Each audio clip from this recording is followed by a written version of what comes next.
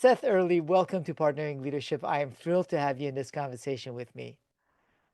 Great to be here. Thank you for inviting me on. Seth, I've learned so much from you, so can't wait to get some of your insights to share with the audience. But would love to first start out with whereabouts you grew up and how your upbringing has impacted who you've become, Seth. That's a great question. I grew up in New York, and until I was a teenager, then I moved to Boston. My father was actually a scientist. He was a researcher. He worked at Bell Labs. At the time, it was GTE Labs. Prior to that, it was Bell Labs. And he was the inventor of the helium neon laser, which was one of the first lasers in existence. And that led to all of the laser stuff we have today. He was a brilliant man. He was not formally educated himself, but he also worked on the Manhattan Project in World War II. And I did not recall that. He used to talk about Robert Oppenheimer. He used to say Oppenheimer this and Oppenheimer that when I was a child. And of course, I didn't have any context. And it wasn't until I was an adult and I read American Prometheus, which was the story of Robert Oppenheimer, that I remembered all that. And so he was actually recruited. He was working in an explosives laboratory in Australia. He was stationed in Australia, and he was recruited to come work in Los Alamos, New Mexico. And of course, the conventional atomic bomb, the original fission bomb, is set off by conventional explosives. And that was his area of specialty. So I don't know exactly what he did, but I know he worked directly with Oppenheimer. So his influence was really to engender a love of science. When I was a kid, he used to bring me into the labs. He used to show me the experiments. Back then, they were actually physical experiments that they'd be running. He'd show me how to melt things with induction electrical currents, and then show me what the early lasers could do. He would walk me through the labs, and then he would bring home surplus equipment that was just out for disposal.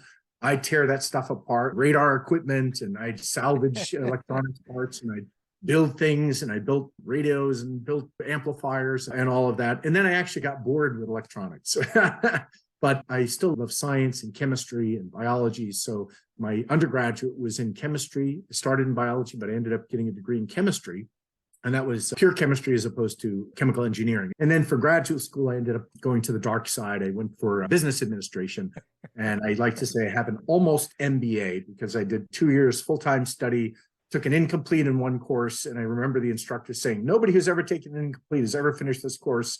Then when I went back to finish a couple of years later, they changed the accreditation, wanted me to start again. But it's funny because I'm frequently addressed as Dr. Early. All these publications are saying Dr. Early. And ChatGPT told me I had a PhD and that I wrote all these other books, which kind of brings us to generative AI, which is really one of those interesting things in terms of our inflection point around AI. ChatGPT said you are a doctor. We won't question that, Seth. No, we have to question. I don't have an MBA and I'm not a PhD. So I can't say I do, even if the interweb says I do, even if ChatGPT does. But that's one of the flaws with generative AI is that it sounds plausible. And that's the whole idea of the beauty of these language models is they sound plausible, but they can be completely factually incorrect. I recently wrote an article about that, and I asked who Seth Early was. And it didn't know who I was until I asked who early information science was. Then it said it was founded by Seth, which is really interesting. Then I asked who Seth Early was. And then at one point, it gave me all these book credits that I taught graduate school at University of Pennsylvania. It said I did all this stuff. And it's like, thank you, ChatGPT. But no, it sounds plausible. Seth, that does raise a lot of questions around the potential use and misuse of these generative models.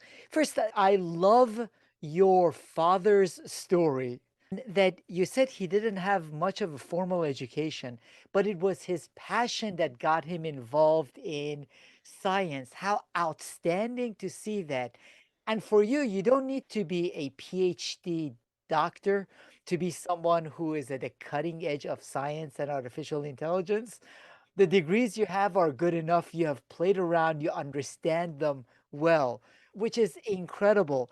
Now, you mentioned that generative AI, and I wonder what impact do you think that is going to have on us as humans, in that we tend to believe what we see with video. I've seen fake video that is as good, and you can't really distinguish if the person actually said those things or not. And with generative AI, as you mentioned, with real conviction, you read sentences that are giving you incorrect information. So, what impact do you think that is going to have on our thinking and us moving forward? There's a lot of dangers, obviously, when you start thinking about proliferation of misinformation, and that's already happening with conventional programs and conventional technology. And then I think that generative AI, which can create these deep fakes. So I think that's going to be very problematic in society. That's what's one of the challenging things. However, on the upside, in terms of productivity, people are afraid it's going to replace jobs, replace humans. It'll replace parts of jobs. And it's not good enough to replace all of jobs. And more of these things are going to get automated. Entry level job positions where, say, call centers are being increasingly automated. Copywriting can be increasingly automated, but you still need human expertise. You still need human judgment. You still need more knowledge than what you're asking of the system. And it's about asking the right questions to generate the right responses. And I just did a workshop for a charter school called the Phoenix Academy. I'll plug them here. They serve underrepresented populations up here in Massachusetts. It's a great program, and I'd love to see it scaled nationwide.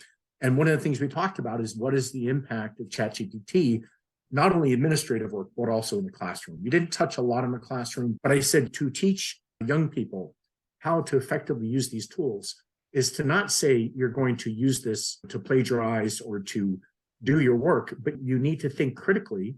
You need to understand what you're asking for, and you need to give it enough detail and enough nuance to ask the right questions. Right? So I showed examples of write a job description versus write a job description for a fundraiser and a development director working for a charter school serving this population, et cetera, et cetera.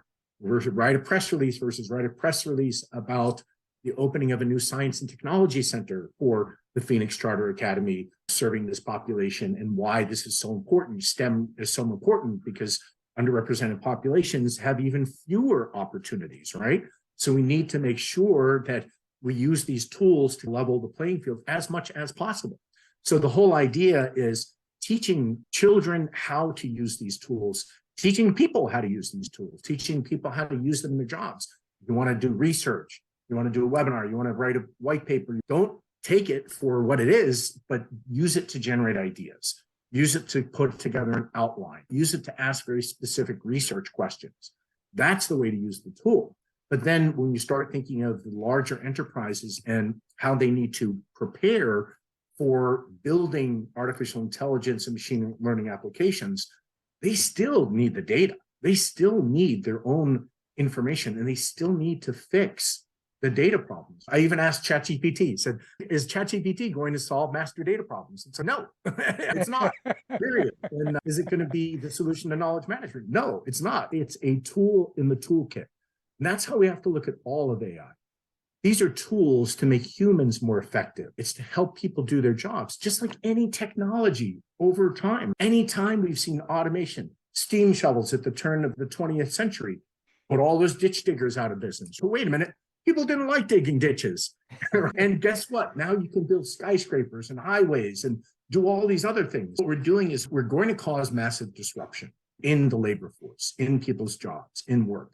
But what we need to do is we need to anticipate that, and we need to mitigate as much as possible. And I think the tools that are leading to these problems are also going to be part of the solution. Being able to make this stuff accessible to people, make it less mysterious, help people understand how they have to configure this, and really open up their eyes to the fact that you don't need a PhD in data science and computer engineering. You don't, in order to understand business problems and to start applying these tools to business problems. That's outstanding, Seth. On the organizational side of it, one of the interesting things that I saw ChatGPT do is, at least with many of the CEOs and organizations I interact with, for years, if not decades, there have been aspects of artificial intelligence used in their organizations.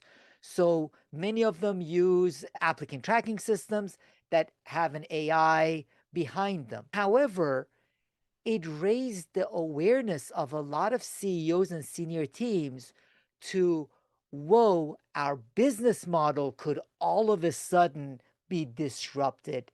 And we better come up with a strategy on artificial intelligence. So that's why I also read your book, The AI Powered Enterprise: Harness the Power of Ontologies to Make Your Business Smarter, Faster, and More Profitable. In this context, what is an ontology before we talk about how business leaders and CEOs can think about this with their organizations? Sure. Think of an ontology as a framework for knowledge and information. It's a structure, it's a scaffolding, and it's made up of things called taxonomies. Taxonomy is simply a list of values, parent, child, whole part. Like Boston is part of Massachusetts, which is part of the US. That's a hierarchy. We usually see hierarchies of product information and product categories. We have different document types and content types. We have different types of customers. We have employee roles and positions. We have processes. We have all sorts of artifacts and sources of information in various domains of information. And we have to organize that. We have to have standard ways of looking at things and naming things so that we can share them, so we can find them. And a lot of people think, oh, wow, with all the advances in AI, you're not going to need that anymore. But the fact is, and I wrote an article on this several years ago, you can't have AI without the information architecture. I wrote an article called There's No AI Without IA. There's no artificial intelligence without information architecture. Because at the core, at the foundation, there are data models. And even if the data model is created by the vendor or within the algorithm, it's still there. And the more accurate your data is, and the more precise your data, the more complete your data, the better your algorithm will operate. People think that AI will take bad data and make it good. It doesn't work that way. There can be some tools that will help with data quality, data cleansing, but you really do need reference data. And so when you start thinking about this whole idea of taxonomies, there's lots of taxonomies in an organization. So we're working with a life sciences company, and there are diseases and drugs and indications and mechanisms of action, drug targets and biochemical pathways and molecular entities and all of those things. And those are all certain vocabularies. But then you have to say, what's the relationship between them?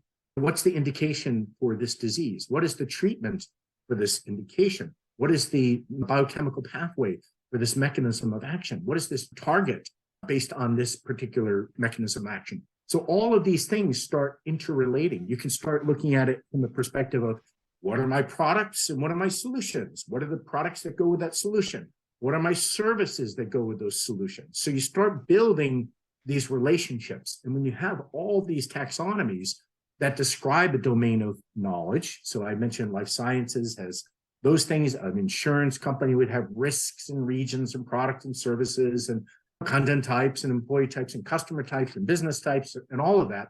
And then when you say, here are the risks in this region, here are the products for this type of business, here are the risks for this type of business, those relationships become a scaffolding, become a knowledge architecture. You can think of, if you ever go to IMDb and you see all the movies and you see the directors, and then you can go from what other movies did this director direct, and then what actors were in that movie. That's an ontology. So an ontology is a framework for information. Facebook uses an ontology, friend of a friend, and what schools did you go to?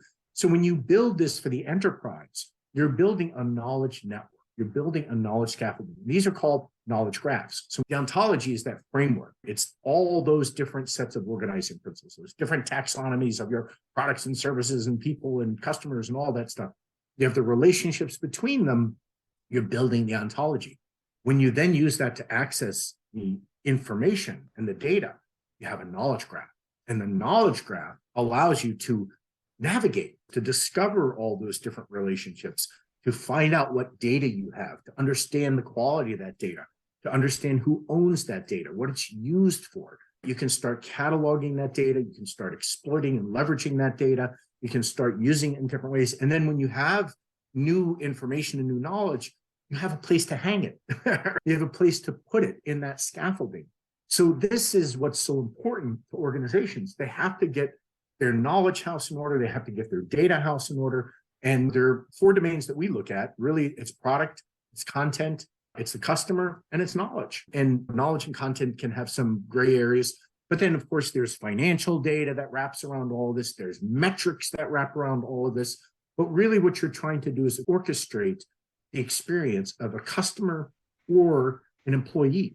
You're trying to personalize at scale. And you do that by orchestrating the information that they can access through their journey. When an employee has certain tasks, they need certain information sources. Where's that information? How do they access it? How do they filter? How do you surface it for them in anticipation of their task? So that's why journeys are so important. That's why understanding processes are so important. What you do is you build libraries of use cases for the organization, both internally and externally. And then those use cases can be used to describe job positions. Those can also be used to describe processes that we want to impact, that we want to influence with a particular tool. We're looking for an intervention throughout a process. So if we understand that process, then we understand where we can have an intervention. That's when we can insert use of an AI tool, right? AI does not solve a whole business problem by itself. Maybe there are more things that are self-contained, but as you said, it's behind the scenes a lot. Word processing was actually one of the first applications of AI. Back in the day, before you had word processing, before you had Word, you had to hire a typesetter, you had to hire a graphic designer, you had to hire somebody who knew all the control keys and all of that, and you had to bold and this, and it was just really complicated. They took all of that out with Word. We don't say we're going to open up our AI and write a document. We're going to open up Word. So it used to be, the saying was that no AI worked. Anything that worked was no longer called AI. Back in the day, right? 10 years ago. Because as soon as it worked, they called it something else, spell check. But now everything is AI. Everybody says everything is AI terms, AI powered. Oh, we have machine learning. Oh, we have magic algorithms. But really, at the end of the day, they're algorithms that take an input and produce an output. And what you need to understand is, what is that input and what is that output? And what is that process that you're trying to enable? And if you don't understand that process, you can't automate it. You can't automate what you don't understand. And you can't automate a mess. So the first things you need to do is understand the process. So mapping your processes is critical. That's the starting point. And then looking at the data that's required at each step of that process. Customer going through a journey. They're going from trying some software, which is free, to going through and then paying for features. That's a journey. What information do they need to make that decision? What's going to catalyze that next stage of their journey as they go through that funnel? What's going to cause them to actually make that decision to buy? And that is done with digital body language, right? That's the stuff that people do every time they interact with your organization. So understanding that journey and understanding that digital body language, and then reacting to that, giving them the stuff they need that aligns with their mental model. It aligns with how they think about their problem, how they think about solving their problem. And that's where the ontology comes in. That's where the knowledge graph comes in, because it's organizing all of that stuff so that you can orchestrate that experience. And it works for employees too. Employees don't want to come in and have disconnected processes, and their job is frustrating because they can't find stuff and they can't get to the answers. And when you think about a customer journey, it's a knowledge journey. What do they need? They're always asking questions and seeking answers, and your employees need to get that stuff.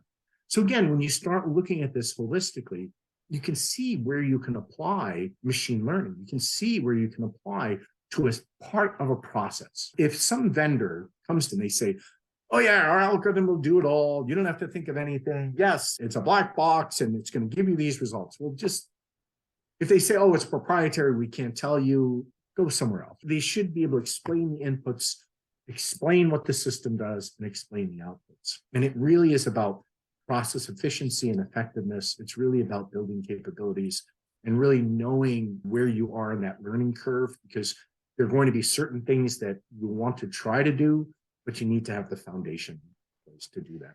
Seth, a couple of questions about that. First of all, in looking at the overarching ontology and information structure for the organization, when you're working with organizations of different sizes, what group or who takes that responsibility on? And then secondarily, in many instances when I have conversations, as you mentioned, the quality of the data is important. That said, the quality of the data can always be improved. At what point is the data good enough for the application of AI? So I can translate it this way: make the punishment fit the crime. You don't want to make people go through hoops when there's no sense to it. If you think about moving your house, you box stuff up in your attic. You don't need to organize your attic if you're never going to go up there. And at the same time, if you're moving into a new place and you say you'll clean your attic later, you're never going to clean your attic, right? So when you're going to new systems and processes, that's the time to look at your data, and that's the time to look at the foundation and kind of the benchmarks. What's good enough? What's good enough is when you can solve the problem of the process. And when you ask the question of what can you do if you had this answer? If you had this answer, or you had this information, you had it faster, or if it's more accurate. And then go backwards and say, what do I need to produce that answer? What do I need to solve that problem? What do I need to build that capability? So it's all use case driven. I mentioned use cases before, right? Journeys. Break everything down into a journey: customer journey, employee journey. Whether it's a set of processes, it could be about software development, DevOps, it could be about product development, it could be about customer service, it could be about new offerings, any of those things. What's the information people need at each step of that process? And when you start to look at that and you say, oh, we can't answer that question. Why? Ooh, we don't have the data. Oh, why? We didn't capture it over here. Okay, why? Let's come up with a mechanism so we can start capturing it. Now let's build a process around that. Now let's build compliance mechanisms to make sure we're doing it correctly. Now let's build metrics so we can measure that we're doing it correctly and we have the right level of data quality to support the process. And if it's not supporting a process, if you can't build a use case or identify a use case, don't bother. It has to have a value. When people talk about, oh, we're building a knowledge graph. I talked to one company and they invested $500,000 in a knowledge graph. And he said, that's great. Wow, wonderful. What was the business case? And they said, oh, we didn't have a business case. Like, really? You didn't have a business case? We just had to get started. Okay, if you can get the funding and have a science experiment and not have a business case, God love you. Most people have to have a business case. Now, you can have experiments, you can have learnings, you can have things you're going to throw away. But for the most part, you want to have a business case. What's the problem you're trying to solve? What's the business value? And then back into that. Is the data there to make those decisions? We don't want to clean up data for the sake of cleaning up data. That's like going to your attic and organizing newspapers that are sitting up there into categories. Why? You don't need that. So we don't want to go into data sources that we don't need. Maybe you want to discover what's in those data sources. They call them dark data. For the most part, a lot of that stuff doesn't have a huge amount of value anyway. Maybe there's some archival value. Maybe there is some stuff you can mine from it. But there are techniques for doing that. But it really needs to focus on a process that you can measure. And it's about measuring baselines. So everything should have a baseline and everything should be measurable. And you can measure that across the entire customer journey or entire employee journey. Now, what are the problems with that? It's easier said than done because the data is disparate. The data is disconnected. It's owned by different groups. It's sitting in different applications. So what I'm saying is by no means trivial, but it's critical to do this when you start looking at the big picture. What you're trying to do is you're trying to speed up the information metabolism of the organization, meaning you're trying to get information in people's hands so they can make better decisions faster, meaning getting to market faster, reacting to competitive threats faster, reacting to customer needs, product differentiation, all of the things that are happening in the marketplace. If it takes you 6 months to get a product on your website, that's a problem. It should take 6 hours. There are companies that literally take weeks and months to do that stuff because the processes are so disconnected. So it's looking at where you can speed up those processes and speed up those information flows and improve the quality of those decisions. And when you can do that, then you can justify it. And when you measure it, you can also justify it. And then you can see what the impact of your intervention is. And that's why I love your insight, Seth. You beautifully answered a concern that a CEO I was having conversation with last week had. He was confiding in me and said, you know what? We've wasted so much money on different failed tech initiatives. And I would say there are two contributing factors in my view. One is that the people who are more on the business operational sides didn't get engaged early enough. So they relied on the people who understand the technology to attempt to come up with their experiments. And to your point, it wasn't a real business case that was made ahead of time. So the point you're making can add real value to where can we add value to the organization through the use of AI with the data that we have. And if we don't have the data, how can we collect the right data in order to meet those business measures so this doesn't become another wasted tech initiative? That's right. And I think you hit the nail on the head. If the business is not engaged, and sometimes the business is engaged because they don't understand. They don't understand the capabilities. Sometimes executives will nod their heads and say, yeah, I understand, because they're embarrassed. They think they should understand. And many times they don't. So one of the things that's important to do is engage people in such a way where you're clarifying things and you're explaining things in a way that does not impact people's egos. You don't want them to feel like they're dumb. We did a project for a company that made little connectory doodads, and it was a $13 billion company. So you had, these are all like a tenth of a cent each. They had to make a lot of these things. And they had a huge range of applications. And they had a motorcycle racing connector division. That's how nuanced and fine-grained they were.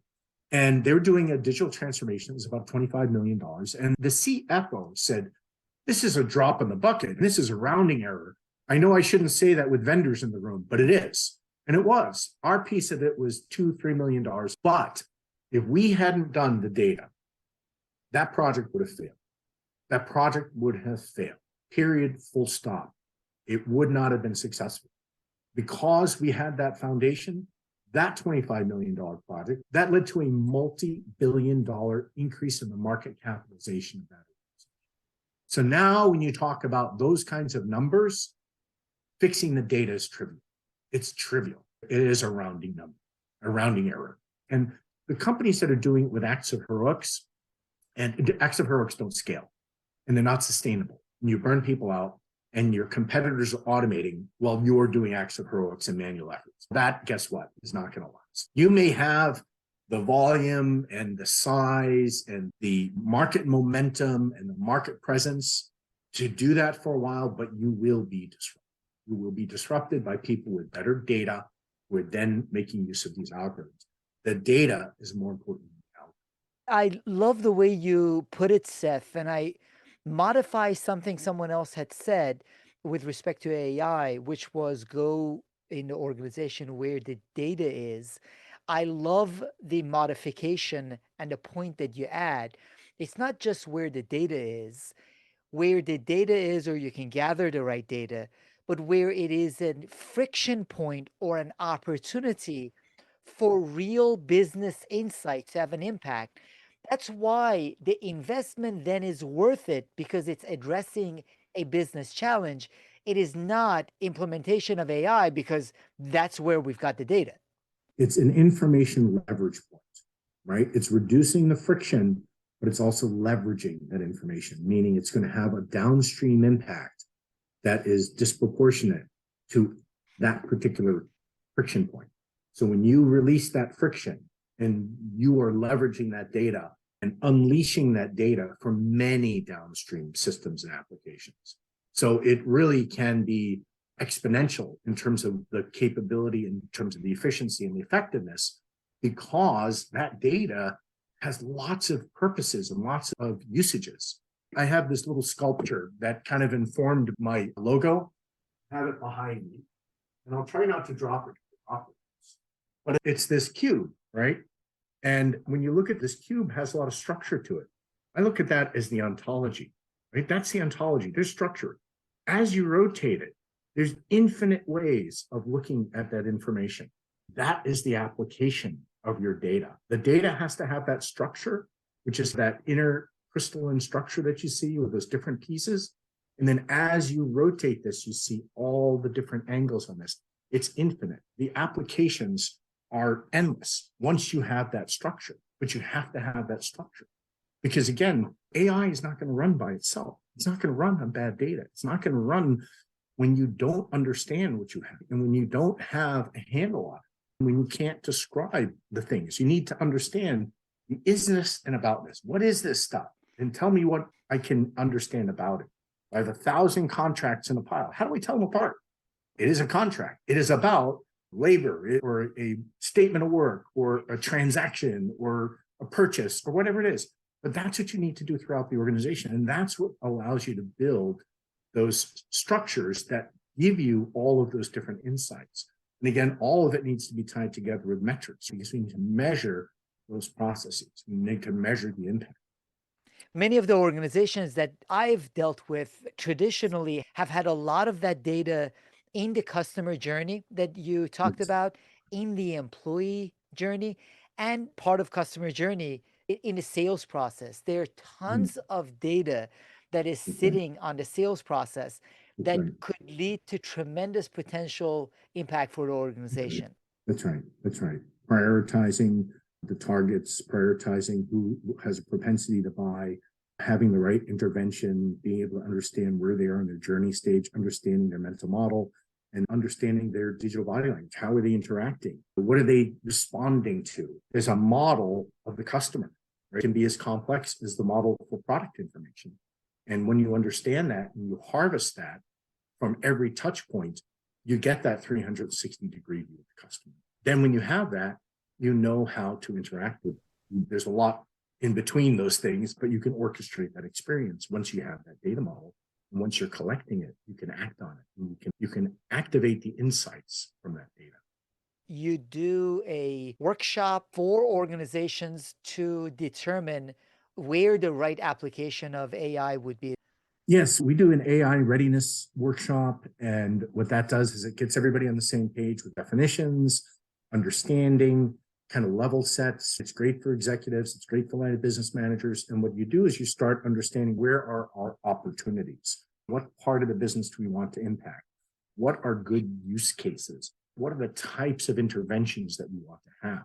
And then you can build a roadmap from that. And you can really quickly zero in on some great opportunities for the organization. And then you can start laying those out and then understanding what needs to be put in place. I don't consider us an AI company. I consider us an IA company. We help organizations with the information architecture and the process analysis.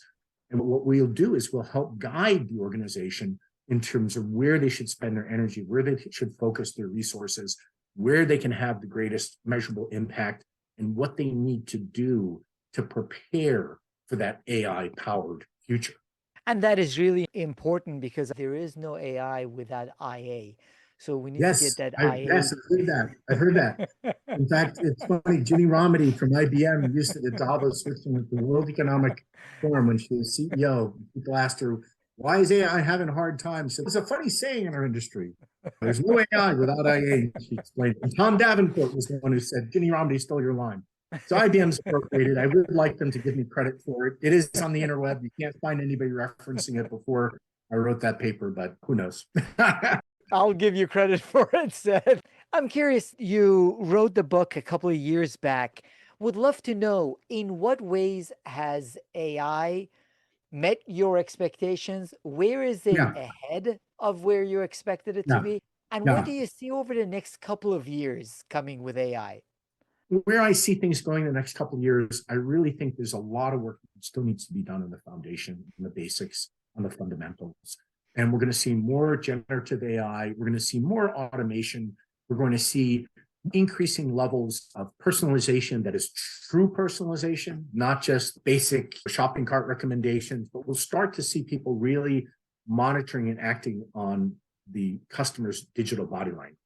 And that is going to require those approaches. It's going to require componentized content so you can recombine the messaging, the different hero image, the different call to action, different value proposition, the different target. And those can be optimized using machine learning, but you need the building blocks. So we'll see more of that.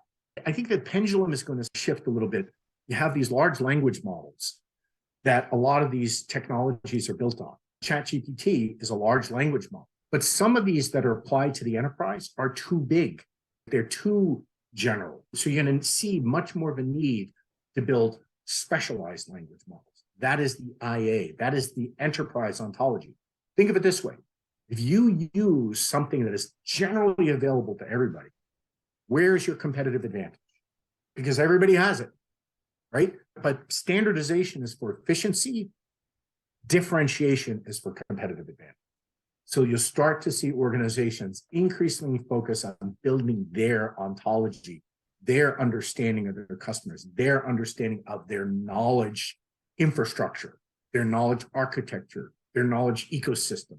And that's what you compete on. You compete on knowledge of customer, knowledge of the problems, knowledge of the solutions, knowledge of where you fit in the competitive landscape, knowledge of how to get to those customers, knowledge of what's going to resonate with them. That's what organizations build their value on.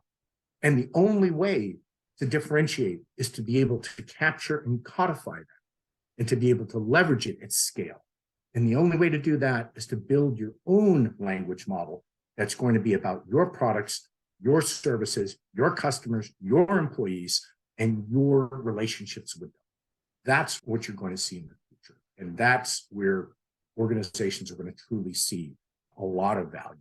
And then the ones that don't do that are going to be left behind, because the organizations that have that will be able to provide better customer service, more personalized, at lower cost, and at a higher value to the customer.